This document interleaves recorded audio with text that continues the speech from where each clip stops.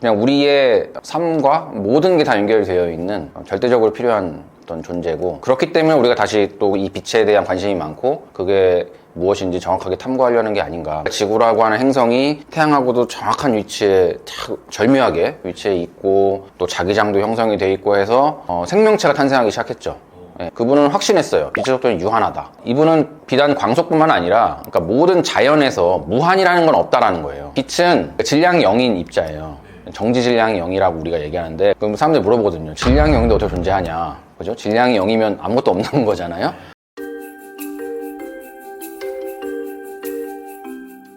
안녕하세요. 저는 현재 고려대학교에 있는 IBS 연구단에서 연구교수로 재직 중에 있는 이광신이라고 하고요. 연구뿐만 아니라 다양한 분야에 관심이 되게 많아요. 물리학 전반, 심지어는 뭐 다른 생명과학이나 이런 분야에 대해서. 이 책에는 사실은 나름대로 그 전문가적인 지식도 있고요. 그래서 나름대로 좀 쉽게 풀어서 쓸 수 있는 책이 있을까라고 해서 제가 지금까지 경험한 부분들, 여러 가지 질문 받았던 것들 연구하는 와중에 틈틈이 책도 쓰게 됐고요. 대중분들이 제 얘기를 듣고 이런 관심을 더 많이 가질 수 있다면은 그게 더 좋다고 생각을 해서 이런 인터뷰에 참여하게 됐습니다. 이제 빛이 지금 계산상으로 이게 뭐 직접 측정한 건 아니지만 빅뱅이 한 137억 년 전에 시작이 되고 우주가 시작됐다는 거는 아마 다 들어봐서 대충은 아실 텐데, 137억 년이라는 시간은 워낙 긴 시간이죠. 근데 이제 만약에 그 정확한 빅뱅의 순간을 우리가 안다고 하면 생각해보고 그 시간이 0일 때 그 상황에서 계산을 할 수가 있어요.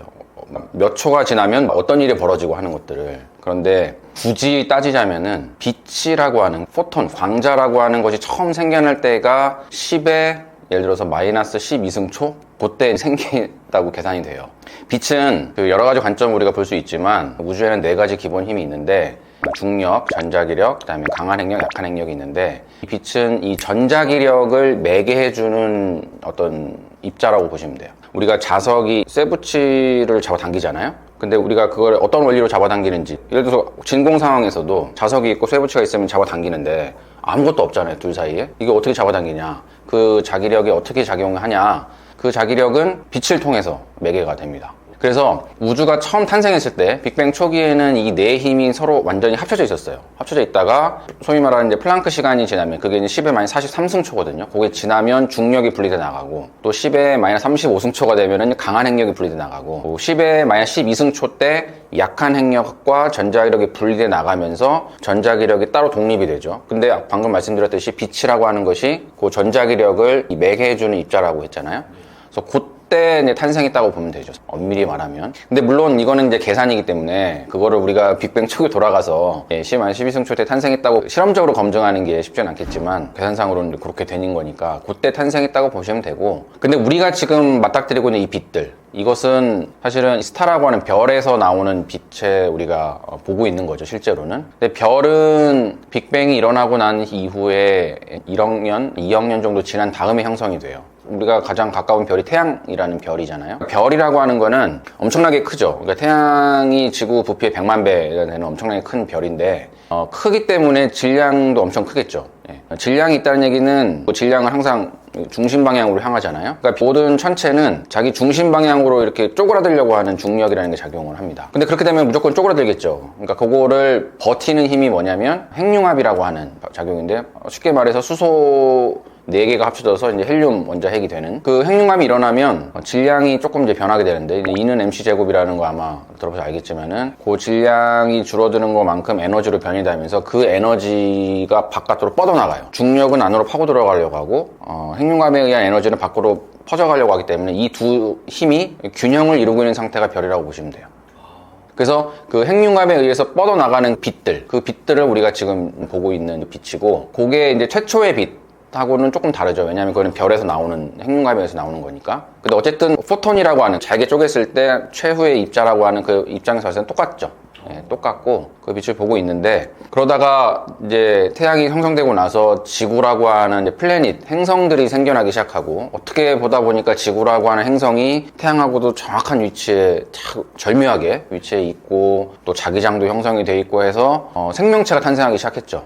예, 사실은 초기 지구에는 우리가 말하는 이 광합성을 통한, 그러니까 물 분해형 광합성이라고 그러는데, 빛을 받아서 이산화탄소를 해가지고 우리가 포도당을 만드는 광합성이 아니고 다른 형태의 광합성을 했었어요. 그러다가 지금도 있는데, 그 남세균, 시아노박테리아, 이게 녹조 현상 일어나면 막 그 초록색으로 끼잖아요. 그러니까 태양이 46억 년 전에 생겨났고 그때 지구 생겨났습니다. 생긴 이후에 한 8억 년 정도 지나서 한 38억 년 전쯤에 이 남세균들이 나타나게 되고, 그 세균이 지금 우리가 하고 있는 광합성을 하기 시작해요. 그때부터 이제 생명체가 빛을 발하기 시작하죠. 그래서 뭐 원핵세포, 진핵세포, 다세포 쭉 오면서 고생대, 지질시대가 시작이 되죠. 5억 년 전쯤에. 그래서 중생대, 신생대로 와서 유인원이 탄생하고, 인간 호모사피엔스가 30만 년 전에 출현을 하고, 그게 진화해서 지금 우리가 온 거고, 우리가 다시 그 과거를 탐구해가는 그런 여정이 있기 때문에, 빛이라고 하는 것은 결국에는 우리가 존재하게 만드는 원인이죠. 사실은 빛이 아니었으면 당연히 우리라고 하는 어떤 우주를 사유할 수 있는 존재가 생겨나지도 못했고, 그러니까 우리가 다시 알려고 하는 거잖아요. 우리의 존재를 가능하게 했던 빛이 도대체 뭐고,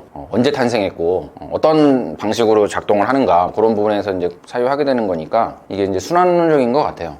예, 그래서 빛의 역할이라고 하는 거는 그냥 우리의 삶과 모든 게 다 연결되어 있는 절대적으로 필요한 어떤 존재고, 그렇기 때문에 우리가 다시 또 이 빛에 대한 관심이 많고, 그게 무엇인지 정확하게 탐구하려는 게 아닌가, 그런 생각이 좀 드네요. 물리학에서 그 세 개의 기본 상수가 있어요.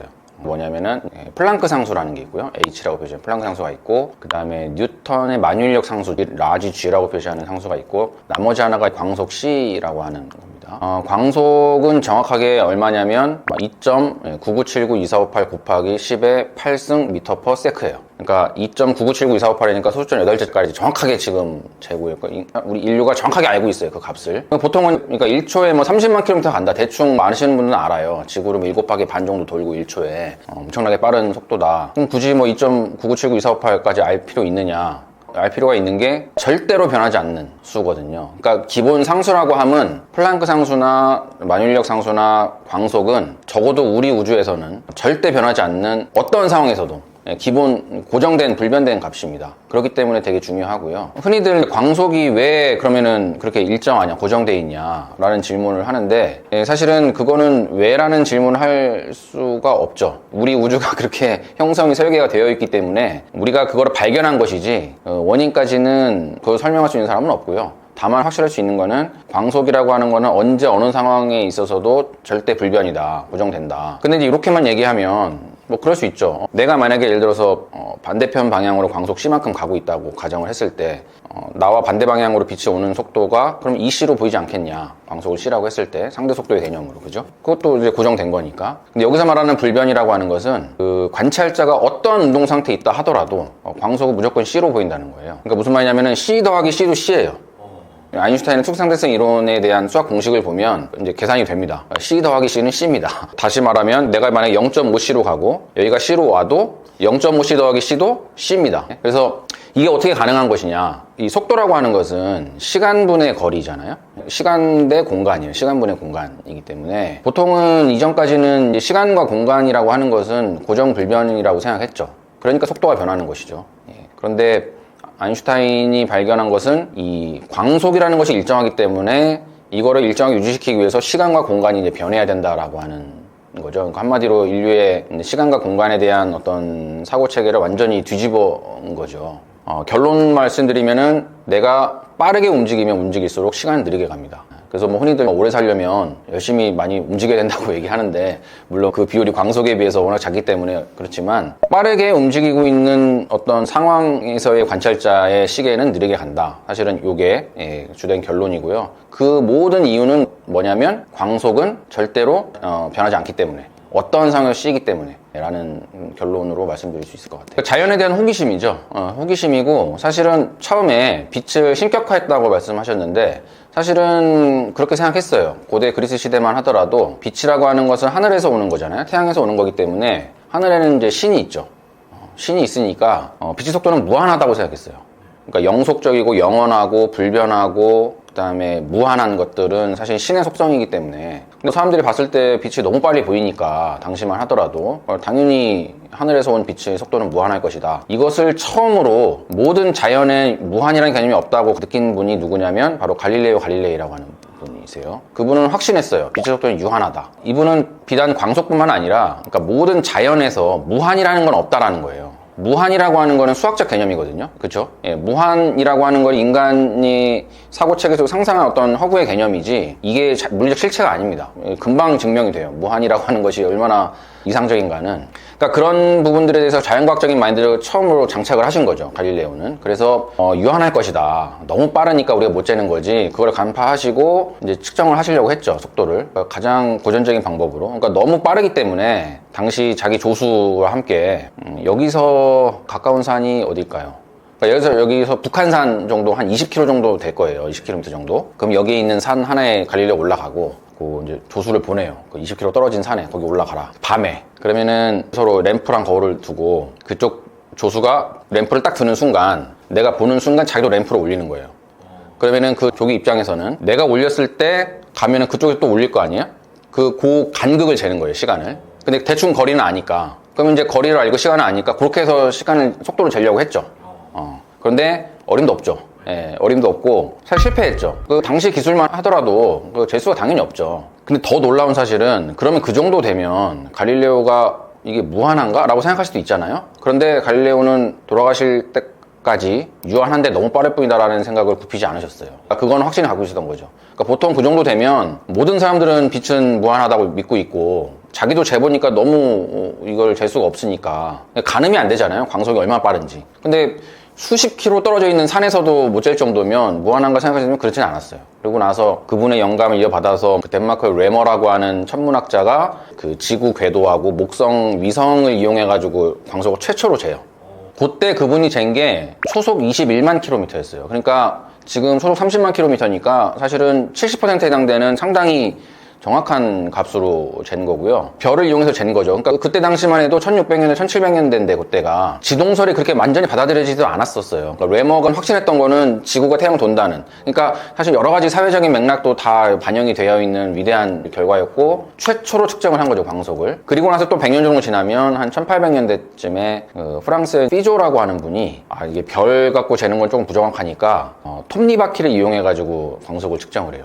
한 8km 정도 떨어진 데다가 거울을 놓고 톱니바퀴를 고속회전시켜요. 여기다가 빛을 보내는데 빛이 갔다가 오는데 걸리는 시간이 있잖아요. 그때 톱니바퀴가 한 홈에서 다른 홈까지 가는데 그 걸리는 시간, 그거를 재서 거리를 재서 측정을 하거든요. 어마어마한 일인데 사실 8km면 생각해보시면 보이지도 않죠. 그러니까 엄청나게 넓은 대지에서 갖다 놓고 이걸 한 거예요. 그때 그분이 측정한 시간이 초속 31만 킬로미터예요. 거의 95% 근접한 였고 8km 너무 크잖아요. 그러니까 지상에서 처음 재신 건데 그래서 또 이후에 푸코라고 하는 분이 실험실 내에서 거울을 고속회전시켜가지고 또 잽니다. 그렇게 해서 그분이 초속 30만 킬로미터를 거의 근접하게 얻어요. 예, 얻고 지금은 아주 쉽게 측정할 수 있죠. 저희 그 물리학과 같은 데 가면 그 전공 실험에도 있어요. 광섬유에다가 이제 보내서 오실로스코프로 시간 재고 하면 뭐 금방 재는데 몇백 년 동안 이 물리학자들이 노력을 해서 이제 잰 거죠. 근데 거기에 활용 점정은 아까 전자기학 말씀드렸는데 맥스웰이라고 하는 영국의 그 유명한 물리학자분이 계세요. 참고로 이분은 아인슈타인이 평생 존경했던 분이고 모든 물리학은 이제 맥스웰 이전과 이후 나뉜다라고 얘기할 정도로 그분이 이론적으로 계산을 합니다. 빛이 뭐냐?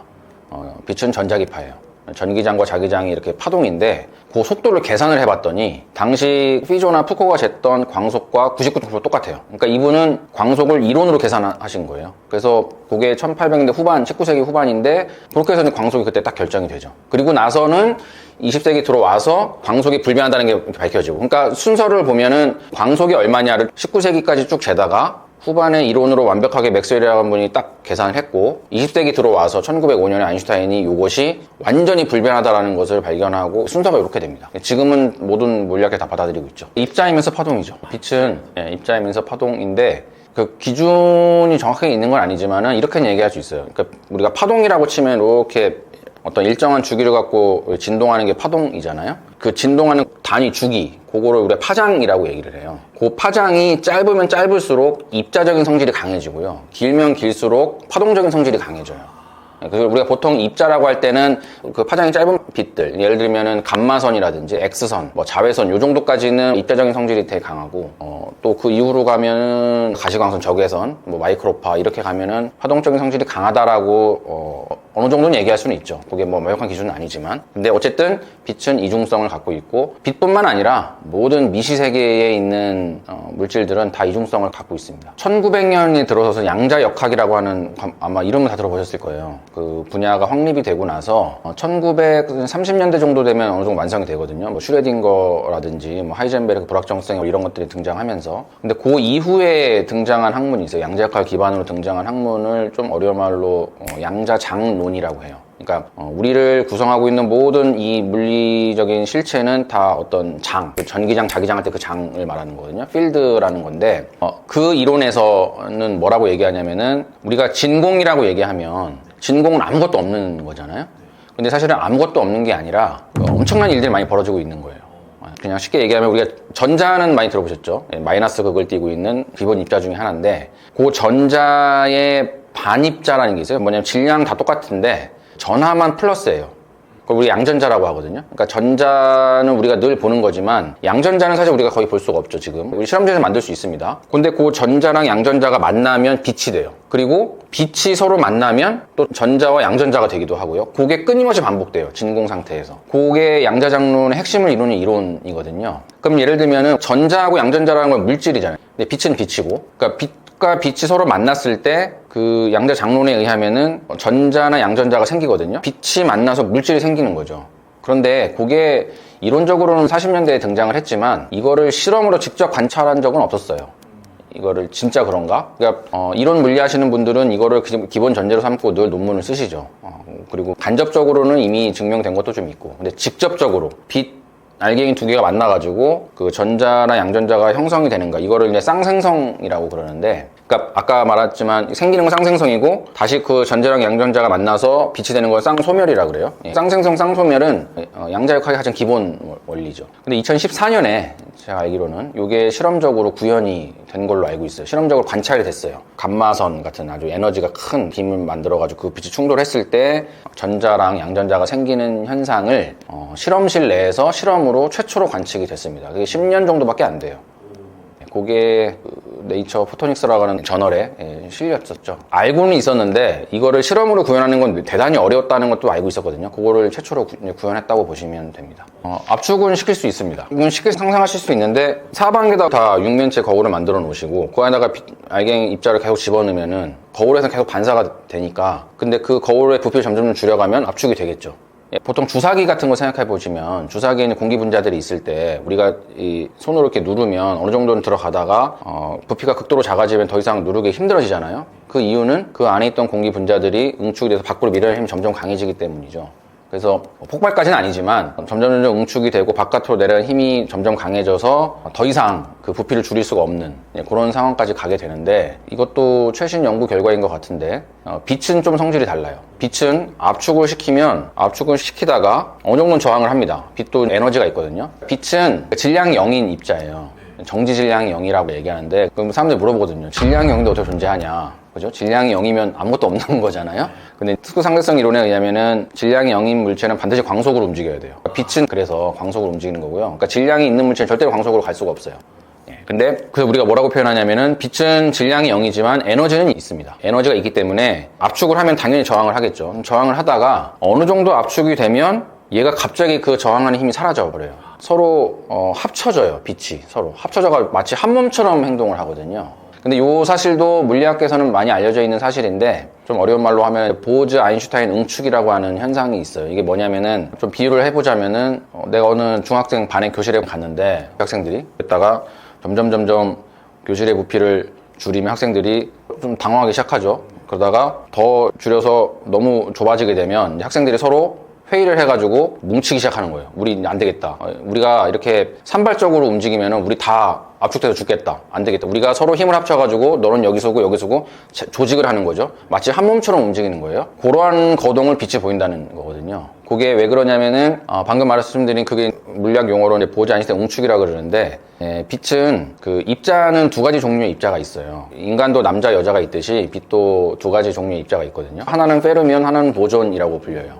페르미온은 혼자 있는 걸 되게 좋아해요. 누가 옆에 있는 걸 되게 싫어해요. 그래서 반드시 다른 칸에 있어야 되고요. 보존은 되게 같이 노는 걸 좋아합니다. 같이 서로 어울리고. 그러니까 예를 들어서 이렇게 한번 생각해 보죠. 남자 여자인데 전반적으로 남자들은 혼자 있는 걸 좀 좋아하고, 여성들은 좀 같이 모여서 얘기하는 걸 좋아한다고 치면, 남자가 이제 페로몬에 해당되고 여성이 이제 보존에 해당되는 거죠. 근데 빛은 보존에 해당되는 입자예요. 예, 그렇기 때문에 어느 정도 상황이 되면, 물리적으로 얘기는 너무 어렵기 때문에 어느 정도 상황이 되면은 얘네들이 서로 눈을 맞추면서 이게 한 몸처럼 행동하는 거동을 보이거든요. 이제 그 거동을 보이는 것을 이렇게 실험적으로 증명을 했다고 보시면 돼요. 그러니까 어느 정도 저항을 하다가 어떤 특정 상황에서 완전히 압축이 돼서 얘네들이 좁은 공간에 몰려있을 때는 마치 한 몸처럼 하나의 물체처럼 거동하는 그런 행동을 보이기 때문에 갑자기 바깥으로 저항하던 게 확 줄어들죠.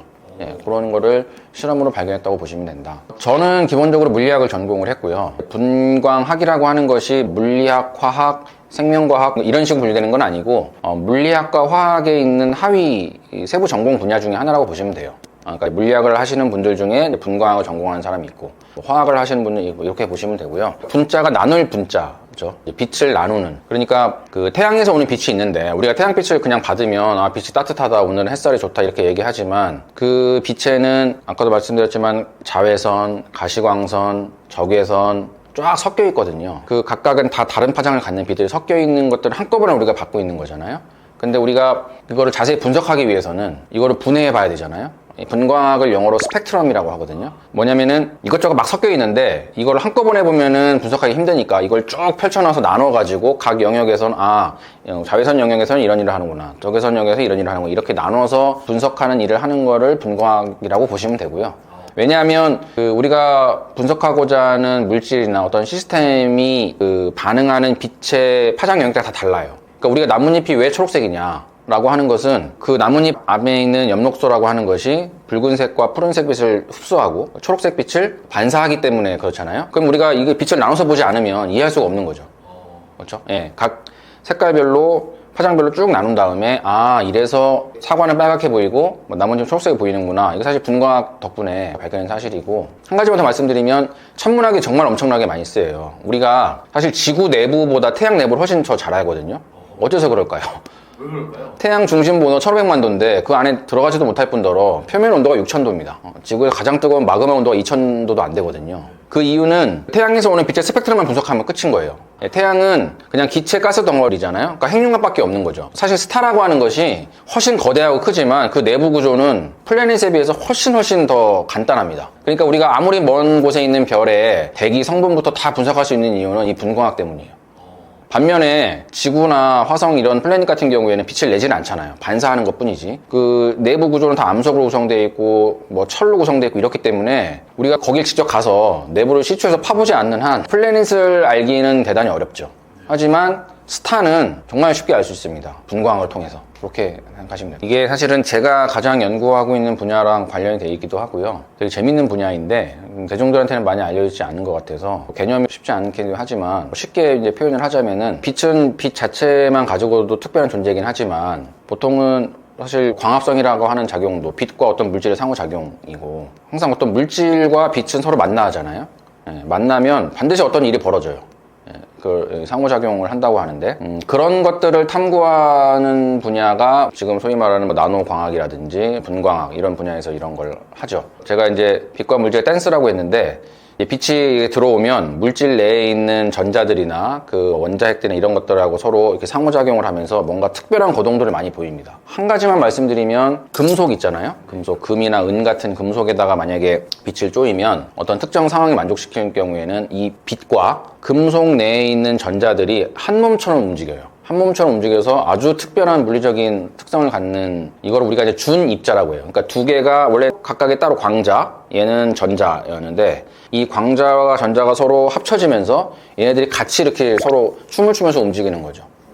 근데 이런 것들이 아주 중요한 물리적인 특성들을 보입니다. 그러니까 우리가 이런 것들을 이용해가지고 어떤 센서에 이용한다든가 응용 소자에 응용한다던가 이런 연구들을 사람들이 하고 있거든요. 그런 거를 우리가 플라즈몬이라고 해요. 좀 어려운 말로. 플라즈몬이라고 얘기하면 빛과 그 금속에 있는 전자들이 서로 어울리면서 마치 하나의 또 다른 입자처럼 행동하는 그런 입자들을 우리가 준입자라고 그러는데, 그런 것들이 우리가 지금 현재 활용하고 있는 나노 소자에 엄청나게 많이 활용이 되고 있고 많은 연구가 이루어지고 있거든요. 그래서 이게 이제 빈 물질 상호작용 분야라고 하는데 이 나노과학 분야에서도 아주 토픽이고 프론트에 있는 연구자들이 많이 연구하고 있는 분야라서 그냥 개념만 말씀드리고 싶어서 한번 제가 이렇게 말씀을 드린 뭐 발견이라고 할 수는 있겠죠. 뭐냐면 수학적인 발견이거든요.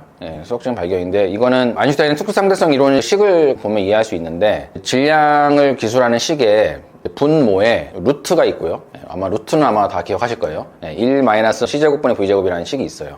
근데 거기서 만약에 v가 c보다 크면, 그러니까 광속보다 빠르면 그 루트 안에 음수가 돼요. 자, 루트 안에 음수가 되는 거는 우리가 허수라고 배웠어요, 예전에. 그러니까 루트 마이너스 1 하면 우리가 i라고 표시되는 거 기억나시나요, 혹시? 아마 이건 문과분들도 기억나실 거예요. 그러면은 질량이 허수라는 건 말이 안 되잖아요. 반드시 실수가 돼야 되니까 분모가 허수면 당연히 분자도 허수가 돼야지만 i가 딱 없어져가지고 되겠죠. 그래서 이론 물리 하는 사람들이 만약에 질량이 허수라면 빛보다 빠른 입자가 있을 수 있다라고 해서 타키온이라고 하는 가상의 입자를 도입을 한 거죠. 그러니까 수학적으로 도입된 입자일 뿐이고 실제 물리적 상황에서는 발견되지 않았고요. 앞으로는 그럼 발견될 확률이 있냐 그런 부분도 쉽게 말씀드릴 수는 없는데 일단은 그쵸.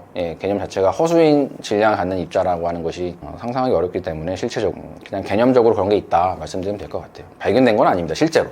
그러니까 수학적인 개념으로 발견한 거지 관측을 통해서 발견된 건 아니고 앞으로도 그럴 확률은 거의 없다라고 보시면 될 것 같아요.